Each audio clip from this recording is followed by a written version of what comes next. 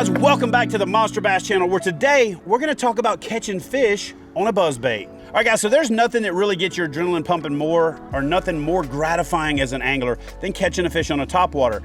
And one of the more aggressive topwater strikes is that of a buzzbait, because it's just something about that buzzbait that elicits that killer instinct in a fish. And I probably fish it too much, but I can tell you this, when you're rolling into summer, all the way through the summer, and even into the late summer, it could be one of the most effective presentations out there. So I'm gonna throw you guys a couple of mnemonic devices to make it easy for you to remember. I'm a big fan of skirts on buzzbaits unless I'm not, okay? And so here's how you can remember when you should skirt or when you shouldn't skirt. For the most part, you probably can't run as fast in a skirt as you could in shorts or joggers or something like that. So skirts are slower, okay? If I'm fishing a buzzbait slower, I'm gonna use a skirt. So it kills two birds with one stone. I get more bulk, I get more flare, and I'm able to pulse that bait. And the skirted bait's more effective. And then the unskirted bait, I didn't waste the skirt. So double up your skirt when you're fishing slow presentations. And when I'm fishing slow presentations, I like the double counter rotating blades. It allows me to roll it a little slower, stays in the strike zone a little bit longer. So if those fish aren't as aggressive, it gives them more time to decide that they want to smash it. So if a skirt is slow, then no skirt is fast. And so when I'm fishing a bait fast and I'm burning it, I'm gonna do one of two things. I'm gonna switch to a bait that I can buzz a little faster, a single bladed bait like this Booyah Squelcher here, or I'm gonna stay with the double blade, get rid of the skirt and put a paddle tail on there. And I'm gonna do that for two reasons. One, when I throw this thing out before it gets up on the surface and I'm swimming it back up, this thing gets hit a lot of times before I'm even buzzing it. Because in effect, this is kind of like an inline spinnerbait. And a lot of people don't think about a buzzbait like that. But the other reason is it allows me to have that tail just kind of flopping around on the surface. It's creating more erratic action. It's drawing the fish's eye and the strike to the back of the bait where they hit it and they hook up. So you can fish a trailer hook, but you don't necessarily need to. And the times that I don't fish a trailer hook is for the most part when I'm fishing a swim bait skirt like this. So if you're gonna go slow, double up your skirt or fish the skirt. If you're not gonna go slow, if you're gonna go fast, fish these swim bait trailers. You can do a frog, you can do other things, but once it gets in middle of summer into late summer when the water temperatures are hotter and I just know they're gonna smash a buzzbait, I'm gonna ditch the skirt, throw a swim bait on there, and I'm gonna burn that thing pretty much as fast as I can reel it. They will run it down. I fish a lot stiffer rod than the vast majority of people do when it comes to fishing a buzzbait. A couple reasons for that. One, I've spent most of my adult life fishing out of a kayak. And so what that has done is it has forced me to learn to fish with my rod tip up.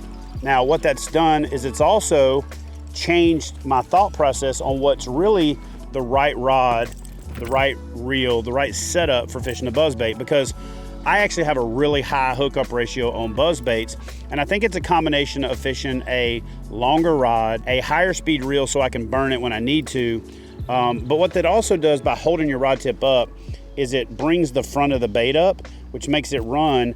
It puts the actual lure a little further under the water, and when the fish come up behind it, you just get a really good hookup ratio. The other thing that it does is you want to put a little bit of a delay in your hook set when a fish blows up on a buzzbait. Now, if they come up and slurp it, you can just load the rod and set the hook. But when they blow up on it, you almost want to stop, drop, and set the hook. So having that longer rod allows you to give a lot of line back real quick. It lets that bass get a hold of it, but it gives you a lot of line take up with the combination of the high-speed reel and the length of the rod. So I'm a big fan of a 7.3 to 7.5 foot rod. I like an extra fast rod. The biggest reason that I like an extra fast rod, and this is one of the rare exceptions when I'll fish a faster rod around hard cover, is when a buzzbait hits a log or a stump or something, when it's coming across it, you want it to hop, and that way it clears the bait. You don't want it to slow down, tension the rod, and then pop loose, because you have a lot bigger chance of that bait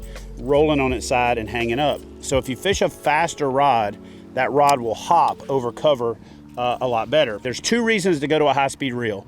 Number one, most people fish a buzzbait with a softer rod, a more moderate action. So for one, you don't jerk it out of their mouth as fast. So if you're losing a lot of fish when you're fishing buzzbaits and you're not having a great hookup ratio, go to a little bit faster action rod. Hold your rod tip up when you're retrieving it, and when the fish blows up, just keep reeling, because let them hook themselves. Once you feel the lure load, then you can bury up on that fish, and then keep the rod beyond 11 o'clock. If you get it up too high when the fish blows up and you set the hook, you're already up against the wall and you got nowhere to go, and it makes it harder. So use the rod and the reel combination as your leverage to keep that fish pinned.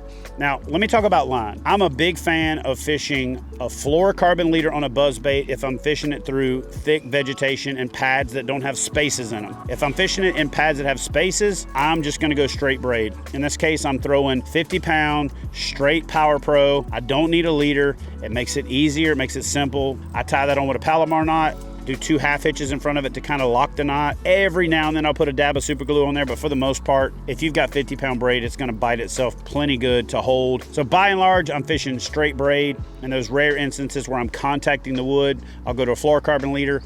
And if I'm fishing lily pads or surface vegetation that doesn't have any spaces in it where I can run the lure through it, then I'll go to a monofilament leader. That monofilament leader is buoyant. It's usually a little bit bigger in diameter, helps get the bait up on the surface. And also when you slow it down, the surface diameter of that monofilament line and the buoyancy of it will help keep that bait running slower up on the surface. So guys, that's my rod, reel, lure, line setup and selection for fishing buzzbaits. Pretty much anytime that temperature hits 55 all the way back until it's down in the upper 50s, when I have active fish, I'm throwing a buzzbait, and it's one of my favorite ways to catch fish. I think it'll be one of your favorite ways to catch fish, and even if it's already in your top 3 or 4, if you get better at it, it'll rank a little bit higher. So take my tips on playing around with trailers, get the right rod, reel, lure, line selection, and I think you'll catch more fish on a buzzbait. And stay tuned for a future video where we talk about specifically where to fish a buzzbait.